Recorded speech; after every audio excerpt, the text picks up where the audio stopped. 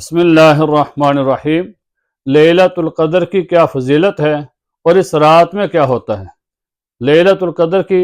رات کی فضیلت کا اندازہ اس بات سے لگایا جا سکتا ہے کہ اس لیلۃ القدر کی رات پر اللہ تعالیٰ نے پوری ایک سورت کو نازل کیا اور فرمایا انا انزلناہ فی لیلۃ القدر، کہ بے شک ہم نے لیلۃ القدر کی رات میں قرآن پاک کو نازل کیا ہے۔ اور اس کا شان نزول یہ ہے،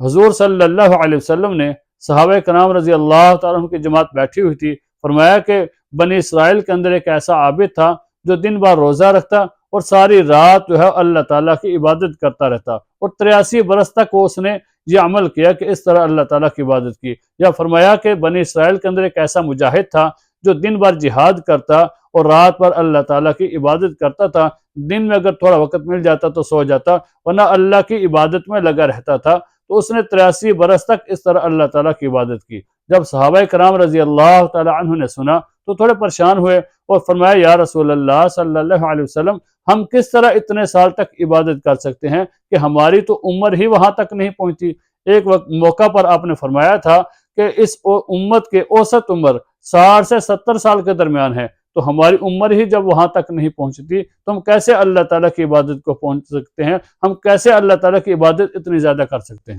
تو اللہ تعالیٰ نے اس امت کو یہ شرف بخشا اور یہ رات عطا کی اور فرمایا یہ رات جو ہے لیلۃ القدر کی رات، یہ 1000 مہینوں سے بہتر ہے۔ جو بندہ اللہ تعالیٰ کی عبادت کرے گا، اللہ تعالیٰ اس کو بہت زیادہ ثواب عطا کریں گے، اور اس رات کی یعنی 83 برس تک جو اس نے عبادت کی تھی، اللہ تعالیٰ اس کو ایک رات کی عبادت کرنے کا اتنا ثواب عطا کریں گے، اتنی عبادت کا ثواب عطا کریں گے۔ تو ہمیں اس رات کو غفلت میں نہیں رہنا چاہیے، اللہ تعالیٰ کی زیادہ سے زیادہ عبادت کرنی چاہیے۔ حدیث پاک کے اندر رسول اللہ صلی اللہ علیہ وسلم نے ارشاد فرمایا من قام لیلۃ القدر ایمانا واحتسابا غفر له ما تقدم من ذنبه، فرمایا کہ جو شخص ایمان اور ثواب کی نیت کے ساتھ اس رات لیلۃ القدر کی رات میں قیام کرتا ہے تو اللہ تعالیٰ اس کے پچھلے گناہوں کو معاف فرما دیتے ہیں، ثواب بھی حاصل ہوتا ہے اور پچھلے گناہ بھی معاف ہوتے ہیں۔ اور اس رات کو کیا ہوتا ہے؟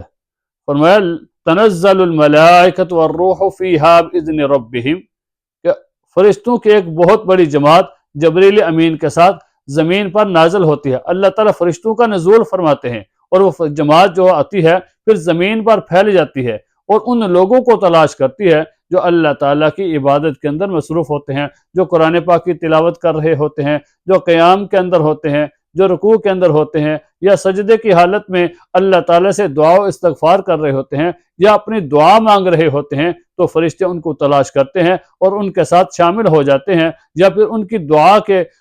اوپر آمین کہتے ہیں۔ تو فرشتے ان لوگوں کو تلاش کرتے ہیں جو اللہ تعالیٰ کی عبادت کے اندر مصروف ہوتے ہیں، اور پھر فرشتے ان کے لیے بھی دعائے استغفار کرتے ہیں۔ حدیث پاک میں آتا ہے کہ ان فرشتوں کی جو تعداد ہے صحراؤں کے اندر اور دریاؤں کے اندر جو ریت کے ذرات ہیں، ان ذرات سے بھی زیادہ ہوتی ہے۔ ابھی اندازہ کریں کہ صحرا کی جو ریت ہے اس کا اندازہ لگایا جا سکتا ہے کہ اس کے ذرات کتنے ہیں، یا دریا کے اندر جو ریت ہے اس کا اندازہ لگایا جا سکتا ہے کہ ان کی کتنے ذرات ہیں۔ فرمایا کہ ان صحراؤں اور دریاؤں کی ریت کے ذرات سے بھی زیادہ تعداد میں یہ فرشتے ہوتے ہیں۔ تو یہ فرشتے ان لوگوں کے لیے دعا استغفار کرتے ہیں جو لوگ اللہ تعالیٰ کی عبادت کے اندر مصروف ہوتے ہیں، اللہ تعالیٰ کی عبادت کر رہے ہوتے ہیں۔ تو اس رات کو ہمیں غفلت سے نہیں گزارنا بلکہ اللہ تعالیٰ کی عبادت میں گزارنا ہے۔ لیکن افسوس کی بات یہ ہے کہ کچھ لوگ ایسے بھی ہوتے ہیں جن کی بخشش اس رات میں بھی نہیں ہوتی۔ جو برکت والی رات ہے، فضیلت والی رات ہے، اس رات کے اندر بھی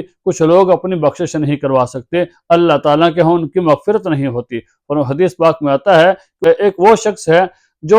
شرک کرنے والا ہے، جو اللہ تعالیٰ کے ساتھ کسی کو شریک کرتا ہے، تو اس لیلۃ القدر کی رات میں اس کی بخشش نہیں ہوتی۔ یا ایک وہ آدمی ہے جو شراب کا عادی ہے، ان کا شراب پینے والا ہے، شراب کا عادی ہے، مسلسل شراب پیتا رہتا ہے، شراب سے توبہ نہیں کرتا، فرمایا اس بندے کی اس رات کو بخشش نہیں ہوتی۔ اور ایک وہ بندہ جو ماں باپ کا نافرمان ہے، ماں باپ کی نافرمانی کرتا رہتا ہے، فرمایا اس بندے کی اس رات کو بخشش نہیں ہوتی۔ اور ایک وہ بندہ جو اپنے رشتہ داروں کے ساتھ قطع تعلق کرتا ہے، لوگوں کے سے قطع تعلق کرتا ہے، رشتہ ختم کرتا ہے، فرمایا اس بندے کی بھی اس رات کو بخشش نہیں ہوتی۔ اور ایک وہ بندہ جو ہر وقت اپنے سینے کے اندر بغض کی آگ کو جلا کے رکھتا ہے، وہ اپنے سینے کے اندر بغض رکھتا ہے، کینہ رکھتا ہے، فرمایا اس بندے کی اس رات کو بخشش نہیں ہوتی۔ ہم میں سے اگر کسی کے اندر کوئی ایسا گناہ موجود ہو تو ہمیں سب سے پہلے اللہ تعالیٰ سے توبہ کرنی چاہیے، پھر اللہ تعالیٰ کی اس رات کے اندر عبادت کرنی چاہیے اور اپنے گناہوں سے معافی مانگنی چاہیے۔ اور فرمایا کہ یہ سلسلہ کب تک ایسا ہوتا ہے، یعنی کہ فرشتوں کی جماعت کا نزول ہوتا رہتا ہے اور فرشتے لوگوں کو تلاش کرتے رہتے ہیں اور ان کے لیے دعائے استغفار کرتے رہتے ہیں۔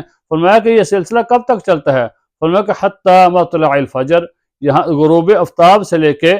طلوع فجر تک جو ہے یہ سلسلہ چلتا رہتا ہے کہ فرشتوں کا نزول ہوتا ہے اور فرشتے ان لوگوں کے لیے دعا کرتے ہیں کہ جو اللہ کی عبادت میں مصروف ہوتے ہیں۔ تو جو بندے، تو معلوم ہوا کہ جو بندے اللہ تعالیٰ کی عبادت نہیں کر رہے ہوتے، غفلت میں ہوتے ہیں یا غفلت کی نیند میں ہوتے ہیں، لایانی کاموں کے اندر مصروف ہوتے ہیں، تو ایسے لوگوں کے لیے فرشتے دعا نہیں کرتے۔ تو ہمیں چاہیے کہ اس رات کو قیمتی جان کر اللہ تعالیٰ کی طرف سے ایک غنیمت سمجھ کر اور نعمت سمجھ کر اللہ تعالیٰ کی عبادت کرنی چاہیے اور اللہ تعالیٰ کے حکم کو پورا کرنا چاہیے اور اپنے گناہوں کی معافی مانگنی چاہیے، کیونکہ اگر کوئی بندہ اس رات کو جس کی بخشش نہیں ہوگی تو پھر کس رات، کوئی کون سی ایسی رات ہوگی کہ جس رات کو اس بندے کی بخشش ہوگی؟ تو ہمیں سب سے پہلے اپنے گناہوں سے توبہ کرنی ہے اور اس رات کی برکات کو اور فضیلت کو حاصل کرنا ہے۔ اللہ تعالی ہم سب کو عمل کرنے کی توفیق عطا فرمائے۔